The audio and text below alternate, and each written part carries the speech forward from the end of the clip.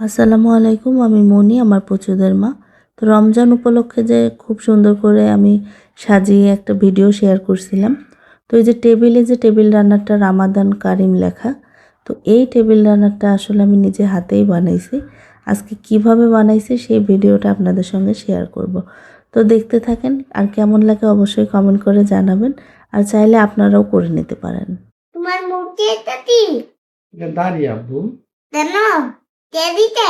আল্লাহ দিছে। আমাকে দেবেন না? হ্যাঁ দিবে তোমাকে, তুমি বড় হইলে তোমাকে দিবে। চিকেন বক্স দিবা? আর ভাত ঢালে দেবা? তুলে খাবো? হ্যাঁ দিবে, খাবো। মোয়াতে আমার ভাত দেবো কেন? মোয়াজের ক্ষুধা লাগে, মোয়াজ কান্না করবে, এই জন্য দিবে। তুলে তে খাবাই দিবে? তুমি খাওয়াই দিবে। কি দিয়ে খাবাই দেবো আমি? ডিম দিয়ে খাওয়াই দিবে, মাংস দিয়ে খাওয়াই দিবে, ডাউল দিয়ে দিবে খাওয়াইয়া। তোমার চোখে ওটা কি? আব্বু তোমার চোখে কি? আমার তোতে? হ্যাঁ। আমার তোতে এই যে কে দিছে ওটা? বুয়াপু। জুহা আপু দিছে? হ্যাঁ। চুপ করে বসে থাকো কেন? বলতে পারো না যে এটা দিও না, আম্মু রাগ করবে? এটা দিও না, আম্মু রাখ দেবে। জুহাকে বলবো, আমাকে না। হ্যাঁ বলো না কেন? বুঝি। তুমি চুপ করে বসে থাকো কেন? আব্বু বলো।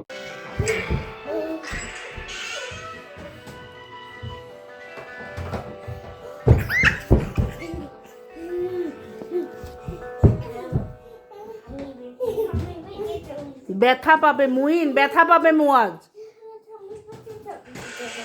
এ করবে কি অবস্থা আল্লাহ।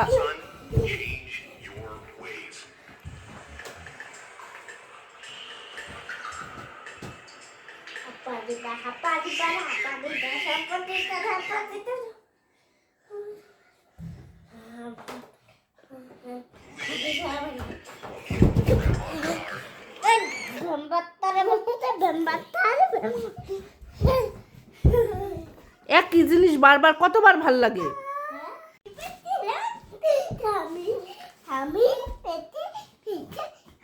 আরে বাবা অল্প একটু নে, ও কি সবটুক দিবে? না বাবার মতন দাড়ি বানাই দাও। কিভাবে বানাবো? এটা দিয়ে দাড়ি বানানো যাবে? হ্যাঁ কিভাবে দেখি? এইভাবে দাও। তোদের এটা তো আঠা লাগবে, নাহলে জোড়া দেওয়া যাবে না। আটা লাগবে। হ্যাঁ। এত শখ কেন তোমার দাড়ির? এত শখ কেন? ড্যাডি তো এখন চলেন সেই টেবিল রান্নারের ভিডিও দেখাই। এটা আমি বাড়ি থেকেই করে নিয়ে আসছিলাম, কারণ বাসায় আমার এত সময় হয় না। আমার কাপড়গুলো তো বাড়ি থেকেই সেলাই করে নিয়ে আসছে। তো যাই হোক, এখানে আমি দুইটা একই কাপড় দুই কালারের নিছি। একটা হচ্ছে গোল্ডেন বা ইয়েলিশ কালারের, যেটা দিয়ে আমি ওই যে লেটারগুলো কেটে নিছি, আর একটা তো মেরুন কালার। দুইটাই ভেলভেট কাপড়। তো আমি আমার টেবিলের মাপ এবং কতটুকু লম্বা চিকন রাখবো সেই মাপে করে কেটে নিছি। আপনারা যারা বানাতে চান সেই মাপ অনুযায়ী নেবেন।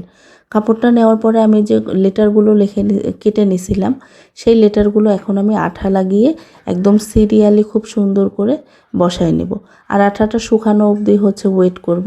তা না হলে হচ্ছে এগুলো সেলাই করে আটাতে গেলে মানে এলোমেলো হয়ে যাবে, সুন্দর দেখাবে না, মানে আঁকা বাঁকা হয়ে যেতে পারে। এজন্যই মূলত আমি হচ্ছে আঠা দিয়ে আমার যেভাবে বসাবো সেভাবে আঠা দিয়ে বসিয়ে শুকাই নিচ্ছি রোদে। তো এই যে আমার এখন হচ্ছে আঠাগুলো শুকায়ও গেছে। এখন আমি এটাকে হচ্ছে সুই সুতা দিয়ে সেলাই করে নেব। চাইলে এটা সেলাই মেশিনেও করা যায়, কিন্তু একটু বেশি সুন্দর দেখার জন্য আমি আসলে হাতেই করে নিছি। সুইয়ের মাথায় সুতা পেঁচিয়ে পেঁচিয়ে আমি হচ্ছে প্রত্যেকটা লেটার কাপড়টার সাথে আটাই নিছি। তো এটা হচ্ছে সেলাই মেশিনে করলেও সমস্যা নেই, কারণ ভেলভেট কাপড়ের সুতা উঠে সেলাই মানে খসে যায় না কাপড়টা। কিন্তু নর্মালি এমনি জর্জেট কাপড় দিয়ে করলে সেটা অবশ্যই মুখ ভাঁজ করে করে সেলাই মেশিনে সেলাই করতে হবে। তা না হলে হচ্ছে সুতা খুলে খুলে আপনার কাপড়টা একদম উঠে যাবে লেটারগুলো। কিন্তু ভেলভেট কাপড়ে ওই সমস্যাটা হয় না। আপনি ডিরেক্ট লেটারগুলো আঠা দিয়ে বসিয়েই সেলাই মেশিনে সেলাই করে নিতে পারবেন। এটাতে ওই সুতা ওঠার কোনো ভয় নেই। তবে আমি হাত দিয়ে সেলাই করছি যেন দেখতে একটু বেশি সুন্দর দেখা যায়, এটাই। তো আমি ঈদ মুবারকের একটা টেবিল রান্নারও বাড়ি থেকেই করে নিয়ে আসছি। আপনাদের সাথে ঈদের আগেই শেয়ার করব ইনশাল্লাহ। তো এই হচ্ছে আমার রমাদান কারিমের ঘটনা। কেমন লাগলো অবশ্যই কমেন্ট করে জানাবেন। আর হ্যাঁ, চাইলে অবশ্যই আপনারা নিজেরাও বাসায় খুব কম খরচেই করে নিতে পারেন। আর খরচটার থেকেও বড় কথা, এরকম টেবিল রান্নারগুলো আসলে বাংলাদেশে খুব বেশি অ্যাভেলেবেল না। আমি একটা বিদেশি ভিডিও দেখে আমিও কিছু আইডিয়া নিয়েই করছি। ইউটিউব থেকে একজন ব্লগারের ভিডিও দেখে আমি আইডিয়া নিয়েই করছিলাম। তো আপনাদের সাথেও আমার আইডিয়াটা শেয়ার করলাম। আইডিয়া কেমন লাগলো অবশ্যই কমেন্ট করে জানাবেন। ভালো লাগলে একটা রিয়্যাক্ট কমেন্ট করে দিবেন। আর ঈদ মুবারক যে টেবিল রান্নারটা, সেটা দেখতে হলে অবশ্যই আমার ভিডিওর সাথে থাকবেন। আজ এই পর্যন্ত, আল্লাহ হাফেজ।